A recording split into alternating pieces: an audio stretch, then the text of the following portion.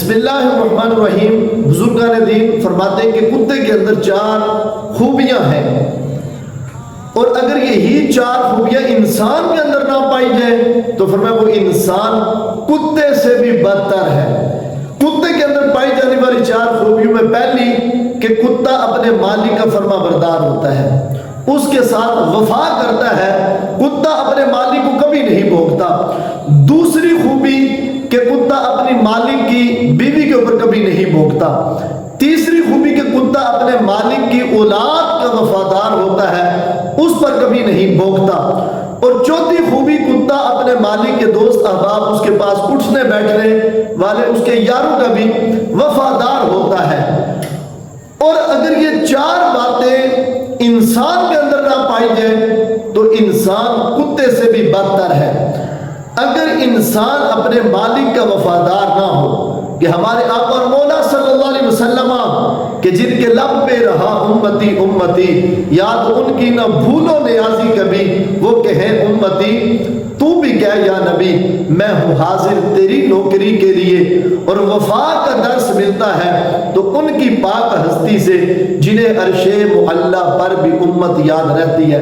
اگر انسان اپنے آقا اور مولا صلی اللہ علیہ وسلم کی شان اقدس پہ زبان درازی کرے کہ جی معاذ اللہ نبی تو ہمارے جیسے تھے، معاذ اللہ نبی تو دیوار کے پیچھے کا علم نہیں تھا، معاذ اللہ نبی تو جاہل تھے، نبی تو ان پڑھ تھے، تو یقین کریں کہ یہ اپنے آقا اور مولا کو پڑھ گیا ہے۔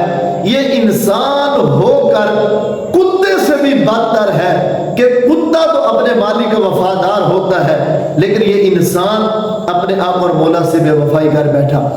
اسی طرح بزرگان دین فرماتے ہیں کتا اپنے مالک کی بیوی کا وفادار ہوتا ہے۔ ہم نے دیکھا وہ عورت کہ جو ایک چھپکلی سے، ایک چوہے سے ڈر کے اس کی چیخیں نکل جاتی ہیں۔ دیہاتوں کے اندر بندہ گھر پہ نہ بھی موجود ہو، کتے کے آگے عورت کھڑی ہو جاتی ہے، جب کوئی معاملہ ہو اس کو پتہ ہوتا ہے کہ یہ میرا وفادار ہے، یہ مجھے بھونکے گا نہیں۔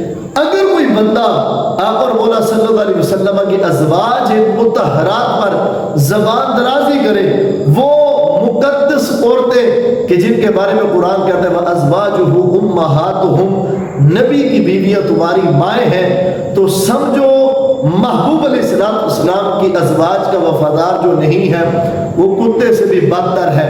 اور اسی طرح کتا اپنے آقا اور مولا کی جو ہے وہ اولاد اس کا بھی وفادار ہوتا ہے۔ اور اگر انسان محبوب علیہ السلام کی آل اولاد پر بھونکے، نماز میں کہے اللہم صلی علی محمد وعلی آل محمد، اور نماز کے باہر کہے کہ جناب وہ تو کرسی کے لیے گئے تھے، وہ تو شہزادوں کی جنگ تھی، تو یقین کرے وہ انسان ہو کر بھی کتے سے بدتر ہے کہ جس کو آقا اور مولا صلی اللہ علیہ وسلم کی آل اولاد کا ادب اور احترام نہیں ہے۔ نمازیں پڑھے جا، اذانیں دیے جا، صبح و شام سجدوں پہ سجدے کیے جا، نمازیں اسی کی، اذانیں اسی کی جسے 5 تن کا گھرانہ ملا ہے۔ اور نمبر 4 کہ کتا اپنے مالک کے یاروں کا وفادار ہوتا ہے۔ اگر کوئی محبوب علیہ السلام کے یاروں پر انگلیاں اٹھاتا ہے کہ جناب انہوں نے آل کا حق نہیں دیا، ان کا حق دبا لیا، ان کے ساتھ ظلم و زیادتی کی، تو جنہوں نے تن من دھن سب کچھ رسول اللہ صلی اللہ علیہ وسلم پر قربان کر دیا، انہوں نے ان کی اولاد کا حق نہیں کھایا۔ لہٰذا جو صحابہ کرام پر انگلیاں اٹھاتا ہے، لہٰذا وہ انسان ہو کر کتے سے بھی بدتر ہے۔ لہٰذا فتنوں کے اس دور میں یہ نہ دیکھیں کہ مولوی کس مکتبہ فکر کا ہے، پیر کس مکتبہ فکر کا ہے، اگر اس کے اندر یہ 4 باتیں نہیں پائی جاتی تو سمجھے کہ وہ کتے سے بھی بدتر ہے۔ اللہ تعالیٰ اس آئینے میں مجھے اور آپ کو اپنا محاسبہ کرنے اور اپنی آخرت کو سنوارنے کی توفیق عطا فرمائے۔ وہ میاں صاحب نے ایک جملے کے اندر بات کو مکمل کیا ہے کہ شیش محل میں کتا بڑھیا، اس نو سمجھ نہ آوے، جیڑے پاسے ویکھے انہوں کتا ہی نظری آوے۔ تو اصل میں خرابی شیش محل کے اندر نہیں ہے، خرابی کتے کے اندر ہے۔ تو جب من کے اندر غلاظت ہوتی ہے پھر بندہ وہی اگلتا ہے، وہی باہر نکالتا ہے۔ اللہ تعالیٰ فتنوں کے اس دور میں ہمیں اپنے عقیدے کی کامل حفاظت کی توفیق عطا فرمائے۔